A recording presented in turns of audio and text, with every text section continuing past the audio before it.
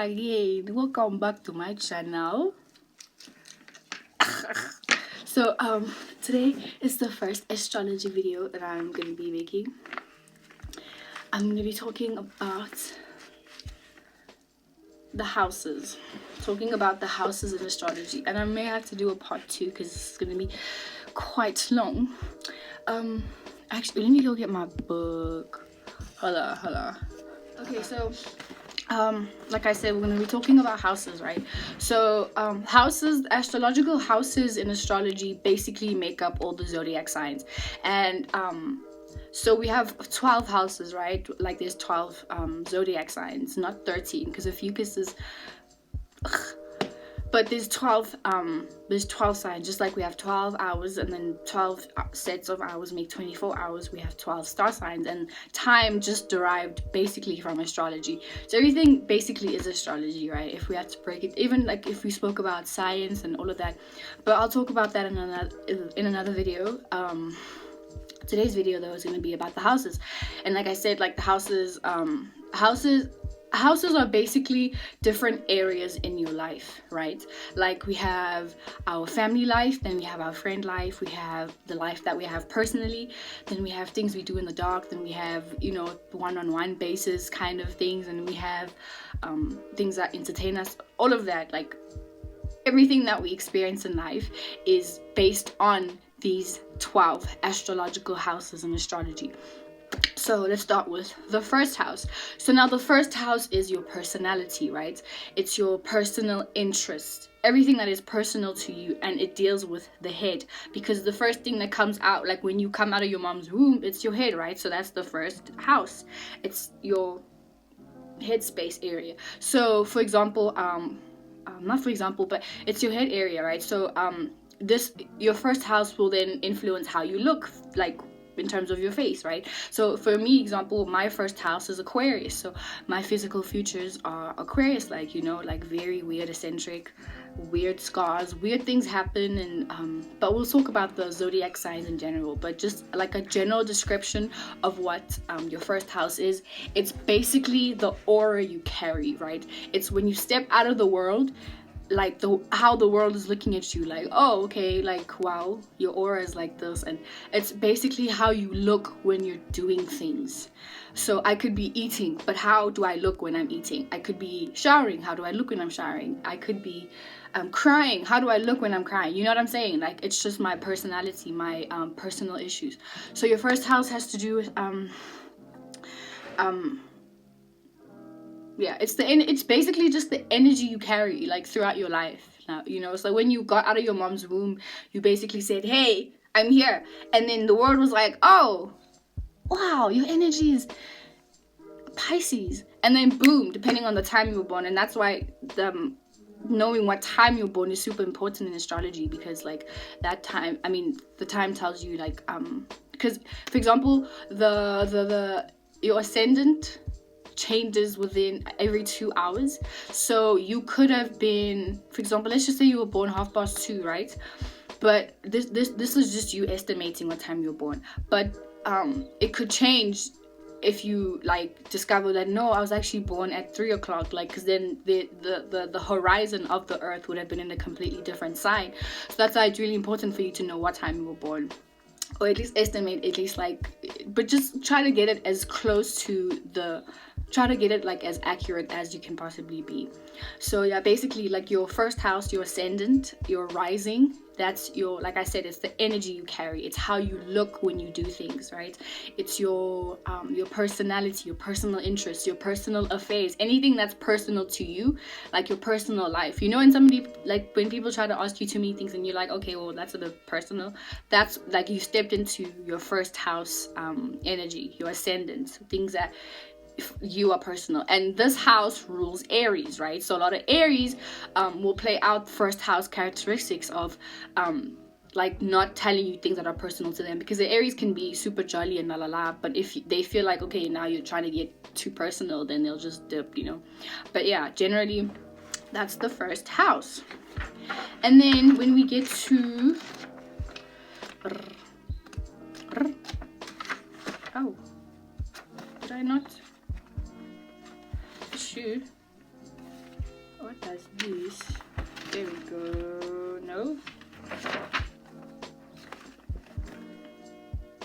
Okay, so the second house, right? Second house rules Taurus, right? So in the first house, when we by the way, the first house is the house of I am. So like I said, when you came out of your mother's womb, you said I am alive and I exist, but I am a human, right? And I am an Aquarius rising. I am Pisces rising. I am whatever rising you are, right? So it's the statement of, hey, I'm here now. That type of thing. And then after we say I am, we jump into the second house, which is the house of I have, right? Now this I have house rules Taurus, right? So now what is the second house? The second house deals with your values, your value systems, things that you can offer to the world, and your possessions, right? It's the house of planting seeds. It's the seed itself. So what I mean by things that you value is you could value your existence. You value, and this, they say second house has to do with your money and shit, but it doesn't really have to do with money, but just based on like the world that we live in, and you know, money can buy nice things. So you can value money because money can deliver you things that you do value, like a car, food, clothes, blah blah blah blah.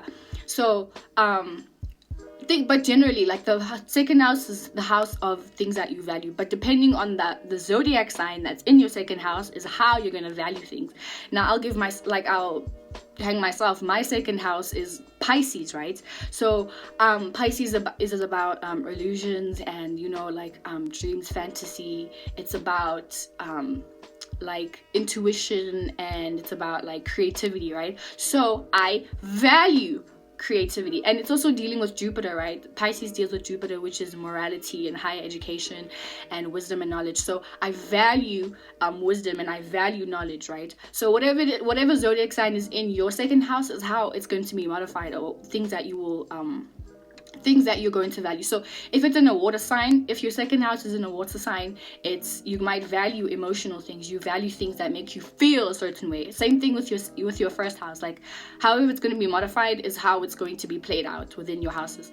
But anyway, just the general description though, like second house is things that you value and things that you possess too, like how you possess things, right? So I value creativity, and I have artwork that is creativity and that I value. So I value you know, art. I value things that look nice, that like things that have a general, like a very warm, creative Neptunian feeling to it, you know, because my second house is is in Pisces, which is ruled by Neptune and Jupiter. So you can like get the thingy, but I'm going to speak about the planets in another video. Okay, so after we move to and when I said planting seeds, it's, you know, like if you, for example, if you want to get a job somewhere, right, you're obviously gonna like think of like practical ways, or not even practical ways, but think of ways on how you can show other people that, hey, I'm a really dope person and this is what I have to offer you, right? So okay, the sun is coming down, so my skin is not gonna, well, my skin is popping anyway, but anyway, so the point is how you plant seeds is, like, obviously has to deal with manifesting, and you plant the seed, right, and then you give it like intention. So the second house is also dealing with the intention, right? So for example, if you plant seeds of, depending on the zodiac sign and the element that's in your second house, that's how you're going to be planting your seeds, right? So if it's in an air sign, it's going to be dealing with the thinking and the intellect, right? So how you plant your seed will be through thinking about things, but it may fall to a short thing because you may overthink many fucked up things about it, and then when it goes into your sixth house, which is the house of working and routine, but I'll get there, then that's how it's gonna be, that's how it's gonna happen, like that. But dang. Okay, so oh well. So when we get to third house.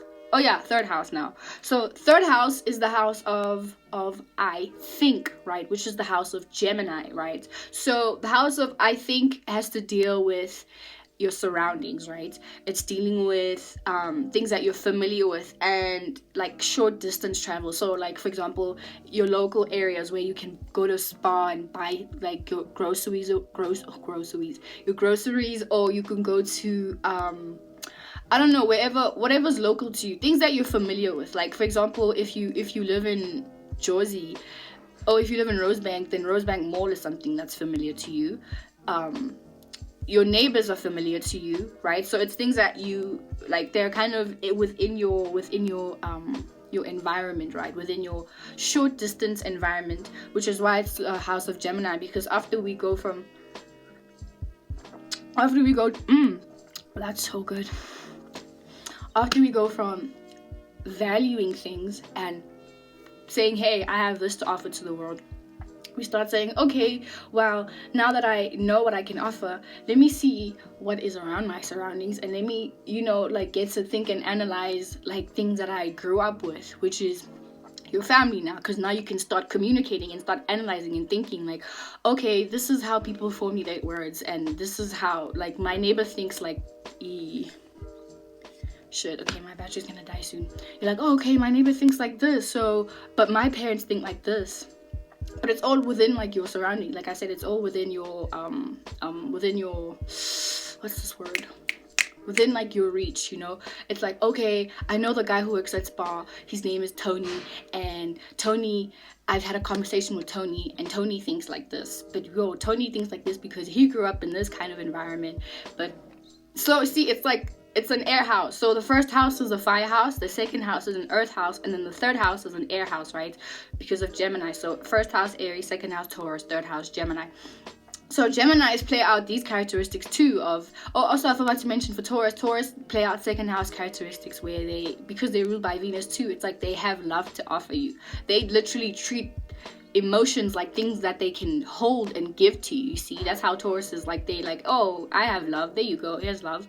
Or I have hate, there you go, there's hate. That type of thing. But it's really hard to get a Taurus to hate you unless they have, like, other placements that say otherwise. But you can already, like, So third house is Gemini, right? Geminis play out this energy by always being chatty, communicative to everybody, trying to be familiar with everybody, get to know, okay, I know your name, but they may not even know your name, but they'll know your face because it's something that you're familiar with. And once you start being familiar with things, then you've tapped into your third house. And depending on what element and depending on what sign is in your third house, then that's how it's going to be played out, right? But I have Aries in I'm just going to give you guys, like, an example with me so that you guys can kind of do that with yourselves. But my third house is Aries, right? So like, when I'm in my neighborhood or when I start meeting familiar people, I always attract aggressive energy or, like, just, like, forceful energy or even passionate energy, right? Because it's fire and it's Aries and it's ruled by Mars. So it can either go either way, but it's always, like, aggressive or passionate energies, like things that I always attract, or I'm the one giving off this aggressive type energy, right? So, like, all the houses, it's either things that you are receiving or the energy you are pushing out, right? So, like I said, my third house is in Aries. So when when I meet people that are familiar, then I'm always like, or, like, super passionate or, like, super expressive, because remember, Aries is exalted in the sun. But yeah, you get the general description. And then after we get from I think, we go to I feel, which is the house of Cancer, right? Now, the fourth house is dealing with your emotional comfortability and how you gain emotional stability with yourself, right? And how Cancers play out this energy is making sure that, well, a Cancer can make you feel comfortable. Like, a Cancer can make you feel at home, right? So it's, like I said, fourth house is dealing with your emotional comfortability and, like, how you make yourself comfortable. And like I said again, I'll say this again, depending on which sign is in your fourth house, that's how you gain emotional stability, or that's how that's how you gain emotional stability, right? It also deals with, like, domestic matters, so, like, things like taking care of children, cooking, cleaning the house. It deals with the home, basically, right? But you can be someone that feels at home when you go to your friend's house, or you can feel at home when you're at school, feel at home when you're at home, feel at home when you're with a person, when you're watching something. It all depends, like I said, it all depends on which sign is in there. So, like I said, fourth house is dealing with your family matters, wherever you feel comfortable, right? So it's your inner world, basically, and how you deal, like, when you're hurt, how do you deal with that? Like, what makes you comfortable again? My fourth house is in Taurus, so when I what makes me feel at home is, like, nice food, comfy clothes, like, soft clothing material that feels really good and stuff, like fabrics, like, because Taurus is an earthy sign, right? So things that are practical, like I said, food, clothes, like maybe going to a sunset and just, like, experiencing things with my senses, because earth signs rule the senses and stuff. So things like that, But then again, depending on your star, your element, you could have your fourth house in like Aries, and then what makes you feel comfortable is being an individual at home, or what makes you feel comfortable would be finding your own personal space. Or like I said, if you're not pushing out this energy, you're receiving this energy. On the negative side is if you have Aries in the fourth house, then you could have a lot of aggressive people in your house, or you could have a lot of like, you feel comfortable with aggression, or like just think that you can. But I'll get to the signs in another time. I'm just giving you a general description of what the houses are.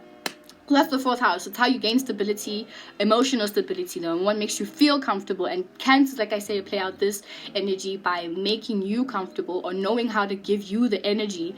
So the fourth house is a water house, obviously, because it's ruled by Cancer. So now it's how you go about making yourself feel comfortable again if you feel like shit before, you know. So then after we get to the comfortable feeling of the house of I feel, which is the fourth house, we get to the fifth house, which is the house of I will, which is the house of Leo. Oh, there it is.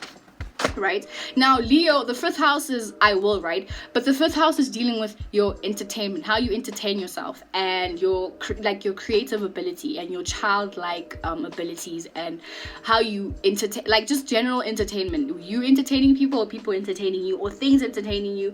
And this is like your fifth house is basically how your personality develops, right? Because it's the house of expression. Your first house is your personality, right, and your personal interests, and then your fifth house is how you're expressing that. It's like general house of expression, right?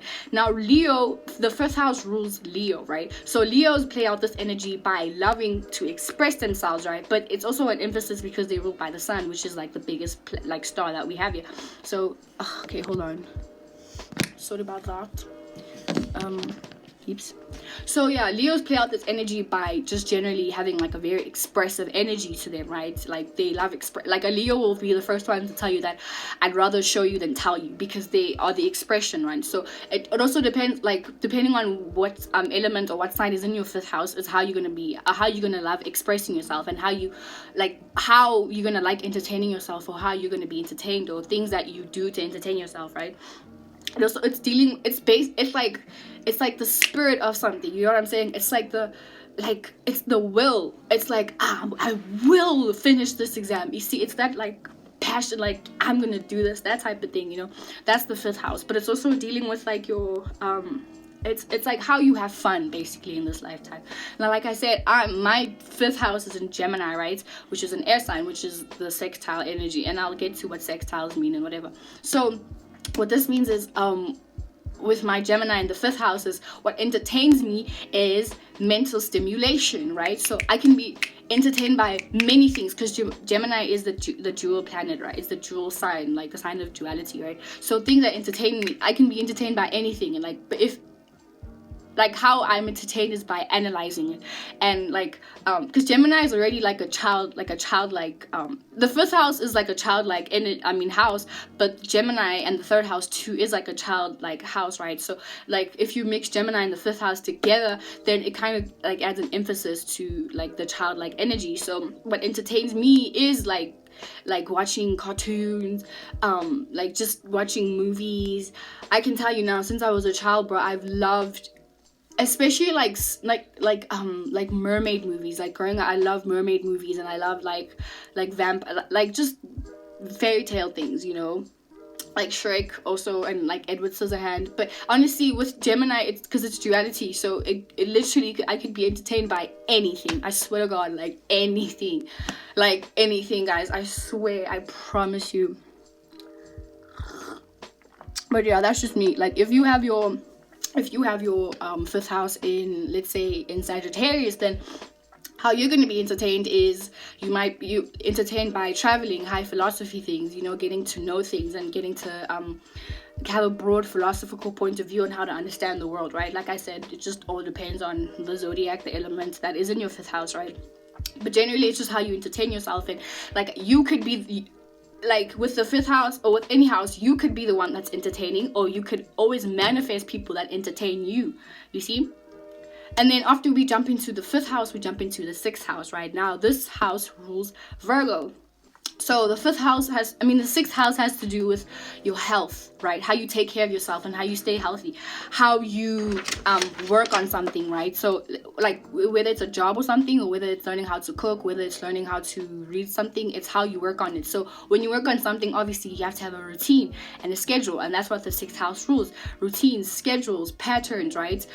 It's watering the plants. So after in the second house, when we were planting our seed, in the sixth house is where we water this, like watering. We're working every day. We're coming to water the plants, making sure it's nurtured, making sure there's sunlight, calculating how much water it needs, how much soil it needs, the kind of soil it needs, that type of thing, right? Then Virgos play up this energy by being, obviously, Virgos like care about their health. They're always like caring like about how much they're eating, if they're eating the right amount of food, how much water they're drinking. They care about working out. They care about working, generally working towards something or working for something, so that they can attain stability, right? So third house, second house, sixth house, and 10th house, they're all about, like, they're the earth planets, so they're all about gaining stability physically within this earth dimension that we live in. And then that's how the Virgo energy plays out. But generally, how you will work on something will also, like I said, depend on the zodiac sign that's in the sixth house. So my sixth house is in Cancer. Cancer is ruled by the fourth house, which is caring about, like, getting stability. So how I work towards something is by caring about it and making sure that it's comfortable, making sure that I'm comfortable doing it, making sure that I'm nurturing it. Fourth house rules nurturing, right? It's like the motherly energy, basically. So I care about work, I care about working towards something, I care about my health. So you see what I'm saying? If your sixth house is in, let's say, like, I don't know, like Aries or something, I don't know, I keep saying Aries, but you can just, what I'm saying, just modify it. But also, it, like, I could be the one that's showing people how to take care of their work, or I could be manifesting people who show me how I should be caring about my work, or how I should be doing this. You know what I'm saying? And then we get to this. Oh, the sixth house is the house of I analyze. So like I said, you can break that down. So as you're working scheduling, you're analyzing, okay, this amount of water needs to be doing this. Or you analyze, okay, I need to wake up at 6 o'clock and then do shower and then da da da da. See, so it's like an analyzing, like having structure, order to your thoughts, and like knowing what you're gonna do and how you're gonna do it. That's the sixth house. Seventh house is the house of I balance, which is the house of Libra, right? So now the seventh house has to deal with your one-on-one interactions with people, right? How you talk to people when it's just you and them. Like, for example, me and this camera, this is a one-on-one. And notes like all the air signs, the third house, seventh house, 11th house will all deal with communication, right? And how do we communicate with each other? Through technology, through writing letters. So technology automatically falls into the third house, seventh house, and the 11th house, because all of those houses deal with communication, just on different levels, right? Now, now the seventh house, like I said, has to deal with the one-on-one communication, right? So and also relating, right? Because when it's a one-on-one thing, it's like relating your life to somebody else's life. It's like, oh, I grew up here. What, you grew up there too? No way. You see, now we're relating, now we're communicating, we're sharing experiences with each other. But it's not like the ninth house, but I'll get there. But it's just more so like you can relate to anything. You can relate to a character on TV. You can relate to a bird. You can literally relate to anything, like people, places, things, objects, whatever. It's the relationship house, basically. Yeah, like I said, it's just how you communicate with like anybody, and just knowing how to relate with somebody. Or even if you have not experienced what somebody has experienced exactly, you can still somewhat relate, like, oh, okay, you got abused as a child, but I didn't get abused the way you got abused, but I somewhat had a similar experience or a similar feeling. It's just like the house of like relatability, exchanging information one-on-one, not rather than like a group of people, because that's what Gemini does. They want to know everyone, and then somehow like just categorize people, like, okay, I've met these kinds of people that say things like this and do things like this, so boop, box.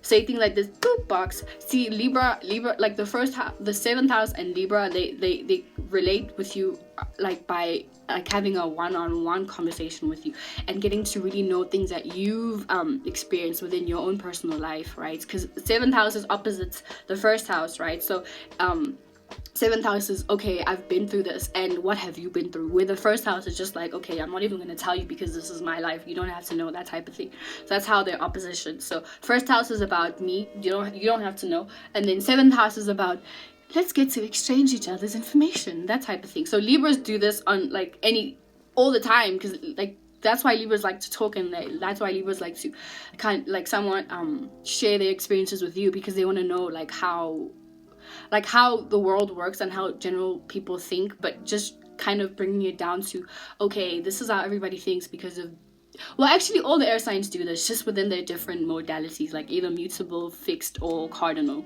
But yeah, that's the house of the 7th house. Now we get to the 8th house, right? Now the 8th house is your house of desires, right? It's your secrets. It also deals with inheritance and stuff, like dealing with people's money and stuff. But we're young, so we don't have to really, oh, okay, not anymore, we're like 20, so I guess all of us are dealing with that. But your 8th house has to deal with your desires, things that, but you see, your desires are things that are inside of you, right? So nobody knows about that, so that's why it falls under the secrecy, right? So Scorpios, oh, and by the way, the 8th house deals with desire, right? Like I said before, your desires are inside of you, and Scorpios play out this energy by you not telling you anything. You won't know what motivates a Scorpio, you won't know what a Scorpio is feeling, how they truly feel about something, unless they decide to express that to you. But it's dealing with like the mysticism being in a way of like, when you and your homies are communicating, like, when something happens and then you just give each other this look, and just that look, you guys know exactly what's going on, you communicate it just with your eyes. That's mysticism, right? So that's what the 8th house deals with, or just generally knowing what somebody's going through without them having to explain it to you, just based upon how they carry themselves, like body language, things like that. That's the mysticism, because you don't have to use words, aka 3rd house, 7th house, 11th house. You just feel it through, aka 4th house, 8th house, 12th house, right? So but 8th house is dealing with more with your own personal desires, like what motivates you to get up, like that passion, right? What it's basically, it's like like things that you do that nobody knows about. Like that's 8th house, things that you do that nobody else knows about. It's just you or the person involved, or generally just you, right? So you could when you go poop, you don't tell anyone you're gonna, unless you do tell somebody that you're gonna go poop, then the act of you doing that thing that nobody else knows but you, that is the act of 8th house, right? So we do this all the time, like, or even like I don't know what you guys do that you don't tell people, but just generally those things that you do that nobody else knows, that only you know, that falls under your 8th house. Like, again, depending on the sign that falls in them, that's how it's going to play out. My 8th house is in Virgo, right? So how my desires is to like always work on things. I have a desire to like always have things on task and work towards things. That's why with these astrology videos, I deleted the other channel and I started this channel, because I had the desire to like do better, right? And that's what 6th house is. It's like having schedules, routine, so that you can water your seed, 2nd house, so that it can grow into a beautiful thing, which would be in the 10th house then. But as you can see, like, just a quick example of what it is. Okay, so now after the house of I desire, we jump into, oh, and also 12th house is like, because it's within yourself and it's in the darkness, right? It's, you're trying to find meaning and reasoning, but on a deeper level, like trying to understand something from a deep level, right? And trying to see where the root, where it came from. You know what I'm saying? Like that type of thing. And then when we jump from the I desire house, we jump into the 9th house, which is the house of I see, right? So this is the house of Sagittarius. So now after we've kind of we know the roots of where things come from, we become enlightened and we start to see things for what they really are, right? And this is how Sagittarius will play out this energy, by understanding the broad philosophical reason of why people even come to a conclusion that they come to. Whereas a Scorpio will just want to know the root cause of it. A Sagittarius will just know, like, will have a broad philosophical point of view of, like, not even where it came from, but why it's even there in the first place and how it came there. You know what I'm saying? Like, just the general, like, I see, like, not even, you see. So after we came from deep down within our desires, we start to shine it out. And that's where this is, 9th house is a house of Sagittarius, and Sagittarius is a fire sign. So fire burns through reality, right? Fire makes things pure. So that's how after we go through our desires, we start to see our desires for what they really are. And then that's how the Sagittarius energy plays out in the thingy house, in the 9th house. So 9th house, like, 9th house is about your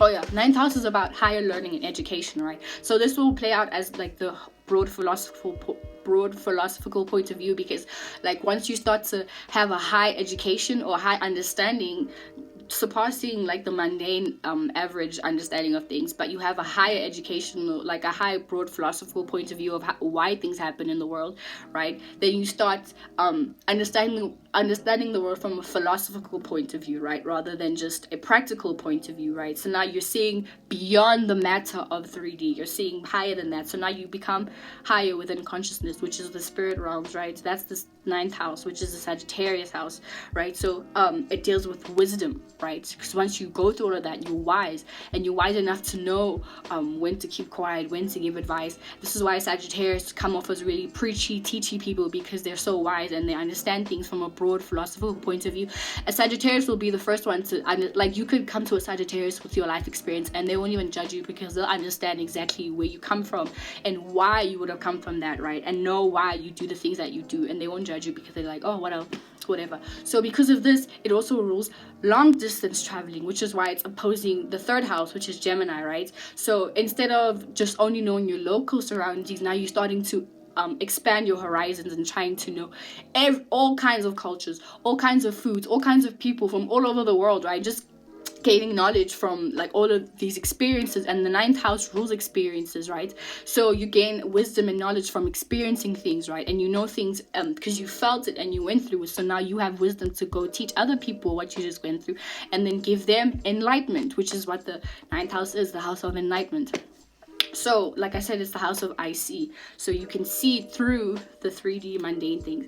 And then after we get to the I see and we've experienced the world and long distance travels, we go to the house of I use, which is the 10th house, which rules Capricorn, right? Now, I use is after you've experienced going in the world and you know everything, because you've experienced people. Now it's like, okay, what are you gonna do? How are you gonna, like, what are you gonna do to, like, what are you going to do with your experiences, right? So now it's, I use my experiences, I use things that I've learned to build my career, my status quo, right? Now the 10th house rules all those things that I just said. Guys, my bad, my iPod just died, so I'm using my mom's phone now just to finish this video. But yeah, as I was saying, with 10th house is how you, it's the house of I use, right? So the lighting is horrible. It's horrible. Okay. So like I said, 10th house is the house of I use, right? So it rules your status quo, right? So it's, I've gone through all these experiences in my life, and now I can be seen as somebody who has a specific like I said, status quo, you know. It's also like 10th house also rules how you reach your status quo, like the mountain you have to climb to get to where you're trying to be at, which is why it rules Capricorn, right? Because Capricorns work towards the goal, and that's why they are the goats. Because, you know, if you know about like I watched a video about how mountain goats, they can eat anything. They eat cans, survival of like anything. They can eat literally anything to survive. So that's why, like, Capricorns play out this energy by, they can use people to reach status quo, and depending on the sign that's in the 10th house, that's how you're going to reach your status quo, right? But let's just say hypothetically you have Capricorn in the 10th house, right? So with this, be on the so-called negative side, you can use people to get to the status quo, or reach status quo, or have some kind of like thing that you can show to the world, right? And be known for that, being that kind of person. So for example, I have Scorpio in my 10th house, right? So how I reach status quo is having deep, passionate desires of how I'm going to do something, and coming up with a strategic plan. So this Scorpio in the 10th house would be a sextile, right? But all my houses are really sextiling. But I'll tell you what sextiles are, but I'm sure you already know. But anyway, so how I reach status quo is like through like secrecy, and not announcing my my plans, or just kind of surprising you, you know. Or if, for example, let's say you have Aquarius in your 10th house, how you're going to reach your status quo is through networking with people, right? Or talking to different people. Or let's say you have Gemini in your 10th house.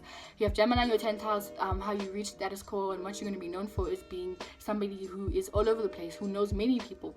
You're somebody who somebody who knows a lot of people from different places, and you know how to communicate with people, and you know how to communicate your way up to reaching a goal. You know, you may have a friend who has a friend who has a friend who can plug you with somebody who has the studio equipment that you need, or who has the a machine that you need, or whatever. Like, you see what I'm saying? But depending on the sign, let's say I had Virgo in my 10th house, how I'm going to reach status quo is through working on it, having a scheduled routine. And this would also be a trine house, because Virgo is an earth sign and the 10th house is an earth house. So, you know, I would be working on something, I would be working towards my goal, having a scheduled routine, taking care of my health, that type of thing, you know. So that's 10th house, that's the house of Capricorn. So you use what you have in order to get to the status quo, or in order to be known as the person that you want to be known for. Let's say I had Leo in the 10th house, right? How I'm going to reach status quo is by being the center of attention, and by expressing myself and being creative and being super creative, and like, you know, oh, I also forgot to mention your fifth house has to do with your pleasures, right? Like how you, but generally just how you have fun and how you enjoy yourself in life. So you can enjoy having a lot of sex, you can enjoy drinking a lot, having a lot of parties, just things like that. That's your fifth house. I just had it in me to say it because I feel like I didn't say it enough for the fifth house. But yeah, 10th house is how you use things to get to status quo and be known for that person or being that bitch, you know what I'm saying? 11th house now. So 11th house, I said 10th house is the house of I use. So now 11th house is the house of I know, right? This rules Aquarius. So now the house of I know has to deal with networking, your associations, right? Your acquaintances. People that you're not so familiar with, but once you get well acquainted with them, then you are familiar with them. Then you jump into the third house, right? So 11th house is, I've never been to China, right? So it's unknown. So the 11th house rules the unknown, things that we don't know, like extraterrestrial beings. That's why this rules Aquarius, right? Because it's weird, but that's a whole other thing. So the 11th house has to do with your unfamiliar, like things that are unfamiliar to you, right? Your associations, your acquaintances, like just new experiences in your life. And this is not like the 9th house and the 11th house kind of have similarities, but the 11th house is more so on an intellectual level, right? Just understanding things from an intellectual level. That's why it rules Aquarius. And the 9th house has to do with kind of a broad philosophical point of view of like inspiring people, right? It's the fire, it's the passionate house. It's the I have this wisdom so I can enlighten you, and you can therefore have the passion in you to go enlighten other people. Whereas the 11th house is just more so of new experiences and new people, and it's more so like, I didn't know you before, well now I know you, so what's up with you, what's your life, right? But it's also 11th house is it's a fixed house too, right? It rules Aquarius. So it's most like how you communicate with people, but communicating with people the same way you communicate with everybody, right? That's why Aquarius play out this energy by like Aquarius can speak to anybody, but Aquarius have their own unique way of how to communicate with people, but they can use that unique way to communicate with anybody and relate to anybody, but still have their own individual stance of, okay, this is how I think, this is how I communicate, this is how I do things, right? So that's the difference between the 9th house and the 11th house. Is the 11th house, the 9th house is seeing how everybody does things and trying to come up with, okay, everybody does this, so maybe this is how this thing came from, or this is how this derives from. So when people are angry, this is basically the conclusion they'll come to, or sometimes they'll come to this. And then the 11th house is more so like, okay, I've just seen you angry, well, anyway, guys, do you want to go eat now? That type of thing, you see? It's the individual, like I'm staying here and I can relate to you, but I have my own individual way of how to think and analyze the situation, right? So in the 11th house is where we kind of, we're networking. The third house is networking, but it's more so networking to be familiar with you and know, okay, just knowing how you think and that type of thing, right? 11th house is somewhat similar, but 11th house is networking in a way of like kind of being friends with everybody, but in a detached kind of way, just understanding like, okay, there are many people that live in these kinds of circumstances, and many of them think like this, and many of them don't think like this, and many of them do things like this, but I am my own individual person who thinks the way I think, and I can relate to anybody. but I'm not going to change the way I communicate to see where you come from. Whereas the third house is knowing how to change the way you think to see where somebody else comes from. You see, that's the difference between the 11th house and the third house. So now and that's why Aquariuses will play out this energy of, like, an Aquarius can, like I said, they'll talk to you about anything, but at the end of the day, Aquarius will always, like, be firm in their own beliefs. And even if those changes, like, those beliefs change within a day, because they do, because trust me, an Aquarius will change their mind quickly, and they'll fight. Like, an Aquarius will tell you one thing now, and then they'll stick on it and be stubborn to this idea now, and then 2 days later they'll change the whole idea and be super stubborn to this and completely disregard this one that they said another time. But it's still like they're still fixed on their ideas. Trust me, I know this because I'm an Aquarius rising. So anyway, yeah, that's the thing with Aquarius. Like, that's how Aquarius plays out that energy. Is like they'll hear you out, they'll relate to you and whatever, but at the end of the day, they'll still have their own opinions. Whereas the third house or the Gemini house, they'll agree with everything you're saying, and they'll even change their own way of thinking, or just kind of like adapt to how you think, and then kind of like swim around how you think. Whereas an Aquarius will, like, always just have their own fixed way of doing things and not consider how you think about it. That's why, if you are somebody that tries to do that to them, they'll dip, they'll be out, you'll never see them again. That type of energy. Now, after the house of I know, which is the Aquarius house, we jump into the Pisces house, which is the house of I believe, right? Now, the I believe house rules Pisces, right? So now, after we've experienced the whole cycle of I am, I have, I think, I feel, I will, I analyze, I balance, I desire, I see, I use, and I know, we jump into the house of I believe. Right now, in this house, this is where this is the house of your creativity, right? This is the 12th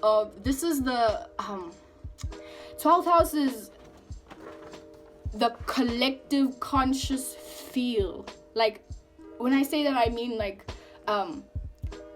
just the entire vibration of the earth, but the entire feel of the earth. That's the 12th house, right? It deals with the creativity, the subconscious realms, right? It's when you're sleeping.